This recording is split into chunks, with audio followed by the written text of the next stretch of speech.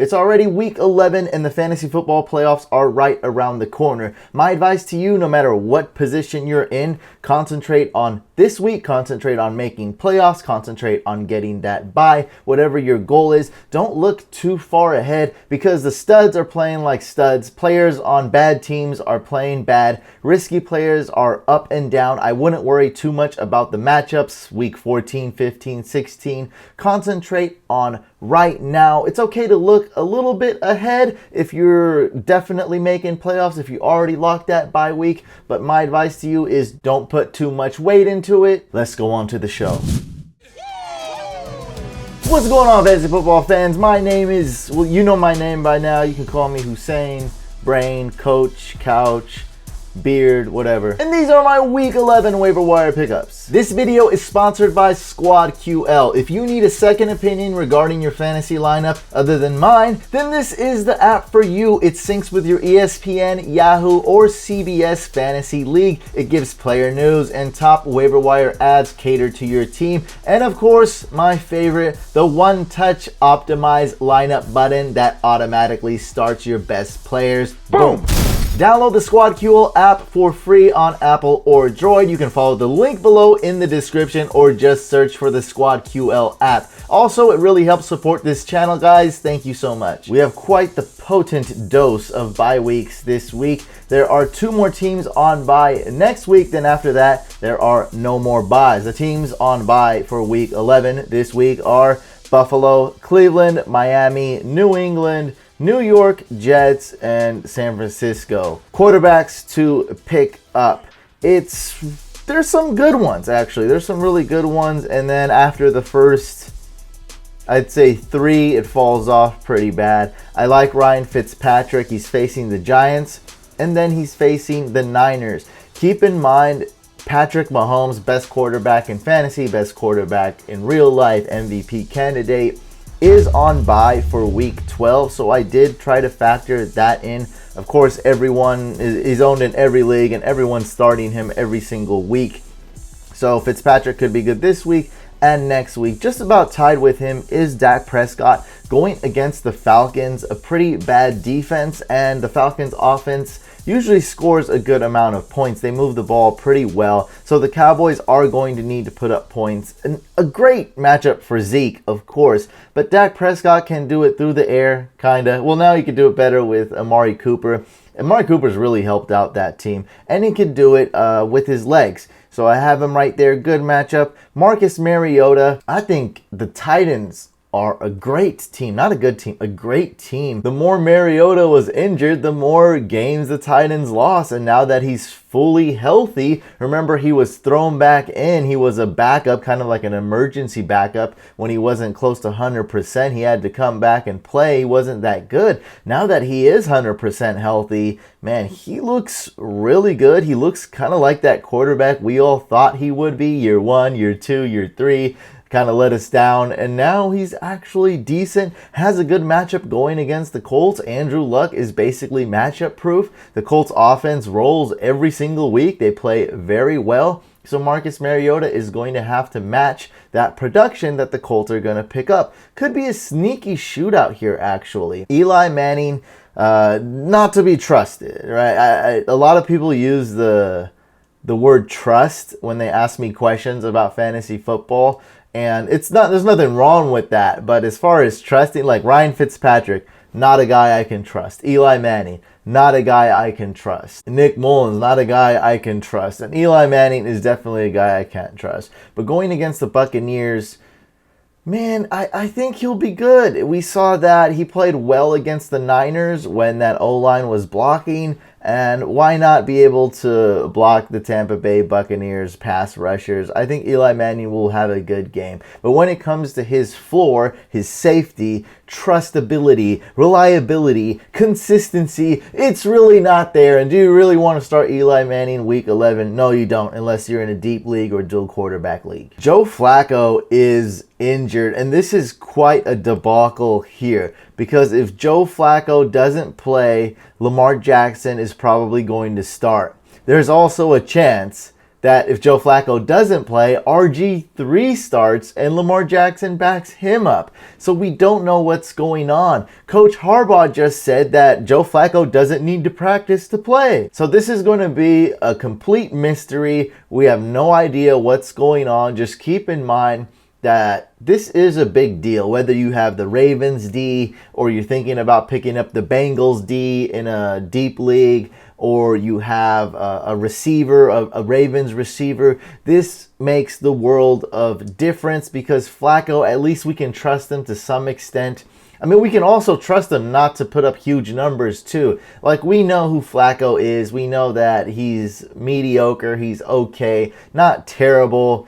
And we've seen the Ravens offense enough to know what the deal is. Now, we have no idea what's going to happen if Flacco doesn't play. We just know it's going to be more volatile. Maybe they run the ball more. Maybe there's more turnovers. There's going to be a lot of crazy plays, a lot of mistakes. And RG3 has been very brittle his entire career. So if he plays, I wouldn't even be surprised if he got hurt again. Not wishing that on anybody, but we have to say that, yes, that is a realistic scenario. I think the first game he played with the Browns, he got injured, and we were like, hey, I think this guy's career is over. A little bit revived now that he's actually on a team. But it's just such a crazy, wild situation that we're not going to be able to predict by any means what's going to happen if Flacco doesn't play. And if Flacco does play, he may not be 100%. So I just wanted to address the situation with the Ravens and let you know quarterback position is important. So this situation, whatever happens, is going to affect just about everything in this game. I don't have Case Keenum ranked much higher because he does not have that upside. And you can't tell me he does. You just can't. Because they just traded away one of their starting wide receivers, Demaryius Thomas. And Case Keenum has never put up big numbers this year. Like in the big GPPs I play on DFS, Case Keenum's never like the man to have on the winning lineup. He just isn't.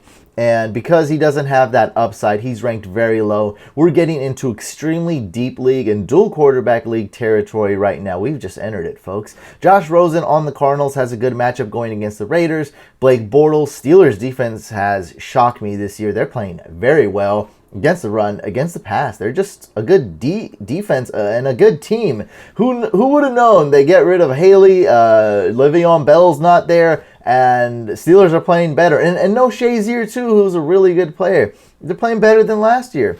Big Ben's having a great season. And Alex Smith, who doesn't have much upside going against the Texans. Nick Mullins is on bye, but I wanted to put him in here if he's going to remain the starter, which I highly expect he will week 12. Remember, he is on bye this week. He has a great matchup against the Bucs. I absolutely love it. And definitely wanted to add him because Mahomes is on bye for week 12, so maybe you need a quarterback for that week. Like in the leagues that I have Mahomes, I had guys like Jameis Winston as my backup, Joe Flacco, because he has a good matchup week 12, but now he's hurt. So I have no idea what's going on with my backup quarterback situation in the two leagues that I do own Mahomes, so I definitely wanted to address that this video. And then we have Derek Carr, who has been not good, not really throwing a lot of touchdowns or anything going against the Cardinals. Not a good matchup, should be a low-scoring game. Moving on, running backs. Derrick Henry is number one, and there's really no good running backs to add. Like, I'm looking at this entire list. There's not one good running back to add. And I'm always going to keep it real with you guys. Be honest as much as I possibly can.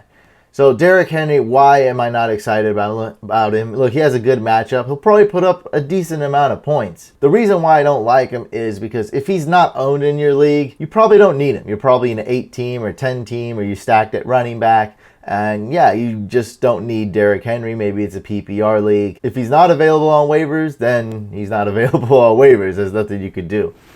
Josh Adams, I talked about him in a previous video I did before the season, and I really love this guy. I can't believe I dropped him in my Dynasty League. I shouldn't have done that because I was very high on him. He's an upright runner. He's very powerful. I always loved how he finished runs in college, and now he's fantasy relevant again. He should lead that Eagles platoon in running backs. There are rumors of CJ Anderson possibly signing with the Eagles, and this would hurt his value, but who knows what's going to happen if CJ Anderson gets signed at all, if he does go to the Eagles, and if that's the case, does he stay on that team? Does he get snaps? We don't know. As for now, Josh Adams is worth the add if you're in a 12-team league or deeper, and if you're in a dynasty league, he is a must-add, guys, as he is an undrafted free agent rookie for the Eagles. Theo Riddick in PPR leagues. Look, I'm not with the Seattle Seahawks. That's why I don't think last week I ranked Mike Davis number 1 on my waivers like a lot of people did. It's a different running back every week, guys. Like, just face it. And if Chris Carson gets healthy, it's going to be even more messy. So it's Penny, it's Mike Davis, it's Chris Carson. It's a mix. They're going with the hot hand. I don't like even saying going with the hot hand. Just Pete Carroll's basically out to screw us all. I'll put it like that. I think that's more accurate. Alfred Morris is on bye. This guy doesn't have much upside. He's not good in PPR leagues, but he did get 9 carries week 11 in a loss. That does mean something, even only if he put up 1 or 2 fantasy points. It means something. Like I said, okay, these running backs, they suck, okay? We'll just go through the list of running backs and go fast. Gio Bernard, now that he's healthy. Royce Freeman's coming back from injury. I expect him to. Jacquizz Rodgers, he did get 8 targets week 10. That's very good if you're in a PPR league. But he also made some crazy mistakes. And he's worth an add in deep leagues if Ronald Jones is out missing another game. Jamal Williams, we know he's slow. He's not really the running back. But he's worth an add in deep leagues if at least as a handcuff to Aaron Jones or something like that. He still will get a few carries here and there. Rex Burkhead is on IR but designated to return, so he could be back, I think, the last 3 games of the regular season, something like that. Not worth an add unless you're in a 20-team league. And CJ Anderson, now that he was waived by the Panthers, he's a free agent. I do see him signing on to a team, but who knows? Maybe he doesn't. Maybe he does. I don't know what team it's going to be. Maybe it's the Eagles. And in the slight chance that James Conner is not able to play, he is in concussion protocol, but Coach Tomlin did say that he expects Conner to practice Wednesday. That means he should be okay and clear concussion protocol. But in the case that he doesn't, Stephen Ridley is the running back to own, and Jalen Samuels is worth consideration in PPR leagues. For week 11, I actually just changed these rankings like last minute and put Josh Reynolds number 1 because is this the highest over-under we've seen this entire year? I'm not sure, but the over-under is crazy right now. It's supposed to be a super high scoring game, and I saw the field they'll be using in Mexico City looks a bit messed up, but I'm not going to read too much into that. Look, when the field is that messed up, defensive players are affected as well. So if you're a cornerback covering a wide receiver and they make their cut or they do a double move, it's also tougher to defend them. You might fall. So I got Josh Reynolds here in what could be a high-scoring game, and we all know Cooper Kupp is done for the year with a knee injury. Moving on to Kiki Cutie. Now, he does have a hamstring injury, but it's very likely he does play this week, week 11. He said that he won't play unless he's 100%, but he's had a couple weeks off. They're just coming off a bye, so there's a really good chance he does play. Even with Demaryius Thomas, Cutie has value. I would not have dropped him unless you absolutely had to, like you're in a league with a shallow bench and you needed to make that move. Otherwise, I would not have dropped him, and if you did, pick him back up. Christian Kirk going against the Raiders, and now we're in these. I don't want any of these guys, but I do like Reynolds and Cutie, though. DJ Moore going against the Lions. Willie Snead, pretty high floor, not a good ceiling. Doesn't catch a lot of touchdowns, doesn't make a lot of big plays. Chris Godwin, John Ross, Terrell, or Mike Williams. Who knows which one's going to do well. Maurice Harris, if Jamison Crowder is out. Jamison Crowder has missed plenty of games. He may play this week. He may not. With Crowder out, Harris has been amazing. He did very well. I had him in DFS last week because he was cheap. And the week before, he did very well as well. Moving on, Dante Moncrief going against the Steelers. D.D. Westbrook, Cole Beasley, David Moore, Brandon Marshall. I wanted to talk about him. Now, why I don't like Brandon Marshall is because of this. I like Dez Bryant more. Here's why Dez Bryant was better than Brandon Marshall. And of course, in hindsight, we're like, what's wrong with you? Why would you like Dez Bryant? Look what happened. He was overweight. And okay, now we can say that. But before, I liked Dez Bryant more. Why? Because Dez Bryant was the number one choice for the Saints. So they wanted Dez Bryant. They signed him. They didn't want Brandon Marshall. They liked him, but Brandon Marshall was their second choice.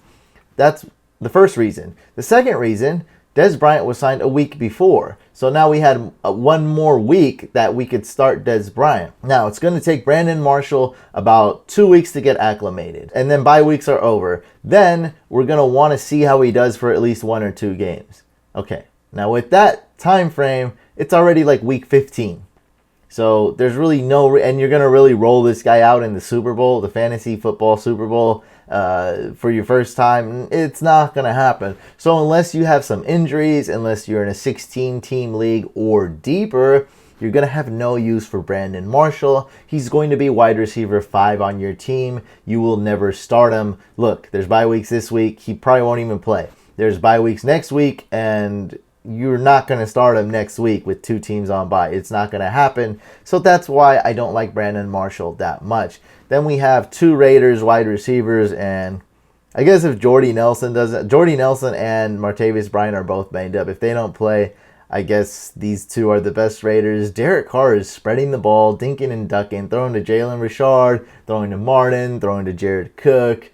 He's throwing to everybody, and it's all short passes, so that's why I rank these 2 Oakland wide receivers last. I do see a wide receiver doing okay, just we don't know which one it is. And when you can't project something, when you can't predict something, you have to rank them lower because it's basically throwing darts. It's basically just chance, and that means I'd rather go with a guy that I can project easier. Like Josh Reynolds. I don't know how Josh Reynolds is going to do, but I do expect Goff and Mahomes to do very well, and Josh Reynolds is going to be starting. That's why I do like Josh Reynolds. A little bit easier to predict than a Raiders wide receiver. Tight ends. We'll talk about throwing darts. Talk about a crapshoot. This is what the tight end position has been. Look, Eric Ebron last week. Are you kidding me? I had to start him in one league, and I was like, I don't know how this guy's going to do. Like, I think he's okay. This guy get 3 touchdowns, including 1 rushing touchdown. We have no clue what's going on with the tight end position, and I'm not going to pretend like I do. So I tried to rank them the best I could, and I only had about 5 or 6 guys, and only like 2 or 3 that I sort of liked.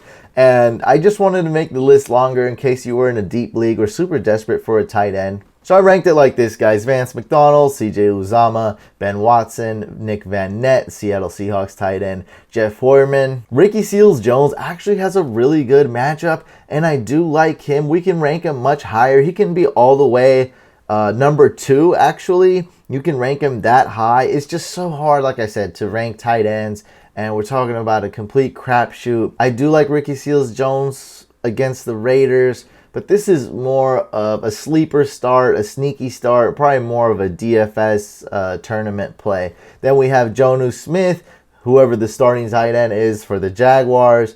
Mark Andrews, who kind of replaced my guy Hayden Hurst. Mark Andrews is kind of the pass-catching tight end for the Ravens. And Vernon Davis, who some people thought was a sneaky start last week, but put up a goose egg. Defenses, there are a few. Cardinals D, if you follow me on social media at Fantasy Couch, I told everyone to go get the Cardinals D if they could, if they had enough bench space.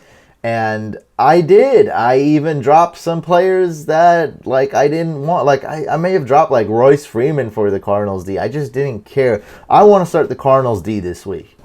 They are a top 2, top 3, maybe even the best defense this week, especially if Martavis Bryant and Jordy Nelson are out or not close to 100%. They're going against the Raiders. That should be the analysis. The Raiders are tanking. They're garbage. They're probably the worst team in the league. Then we have the Texans going against a really banged up Washington team. Chris Thompson has a rib injury. He may or may not play. There's 2 or 3 offensive linemen that's not going to play for Washington. They don't put up a ton of points. I love this matchup. So much upside with the Texans D. Alex Smith doesn't throw a lot of picks. He also doesn't throw a lot of touchdowns nor make big plays. Steelers D has been playing very well going against the Jags. Ravens going against the Bengals. And this is what I was talking about with Flacco.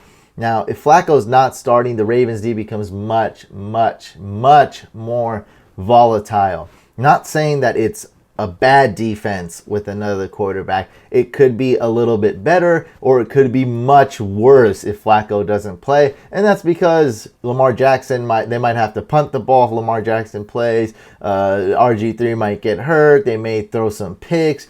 They may not move the ball well, giving the Bengals offense good field position and the Ravens defense getting tired. This is definitely a possibility. The Panthers D going against the Lions. The Lions are just a bad team right now, especially after they traded Tate. It's pretty much over for Detroit. Bengals going against the Ravens. I would not consider this team unless Flacco does not play. Then we're talking about a defense with a bit of upside here. As far as the risk, it's probably the riskiest defense to start. Colts D going against the Titans, and the Giants D going against the Bucks. You really don't want to start those last two unless you are desperate. For kickers, Michael Badgley did well last week. He put up 9 points in my league, and just as a comparison, that's more than what Justin Tucker is averaging. So it was a respectable 9 points, and I like him again this week going against the Broncos. I think the Chargers will move the ball well, and they'll settle for a lot of field goals towards the end of the game. They'll have a lot of opportunities to kick extra points and make field goals. Adam Vinatieri, incredible kicker going against the Titans. Matt Bryant, keep tabs on him and his hamstring. If he doesn't play, then Giorgio Tavecchio is a good kicker. Chris Boswell, Aldrich Rosas, Suckup, Jake Elliott, Fairbairn, Graham Gano, Brett Maher. All these kickers are actually really good this week. And then we get to a little bit deeper league territory. Janikowski and Phil Dawson, who I absolutely hate. But this week, he's going up against the Raiders. Leave a comment below if I missed any guys that are must-adds on waivers. Every now and then I do miss a player, and thank you guys for leaving a comment and letting the other people know when I do miss a waiver wire pickup. Also, if you're asking a fantasy football question, make sure you use hashtag #AskTheBrain, whether on social media or down below in the comments. That way I know you're a true Fantasy Couch fan. And guys, make sure you download the Squad QL app. Just follow the link below in the description. It really helps the channel out. Make sure you subscribe to this YouTube channel, Fantasy Couch. And we have a second YouTube channel, Fantasy Couch Podcast. Make sure you subscribe to that as well. Like the video if you enjoyed it, dislike if you didn't, and I'll catch you on the next video /live stream.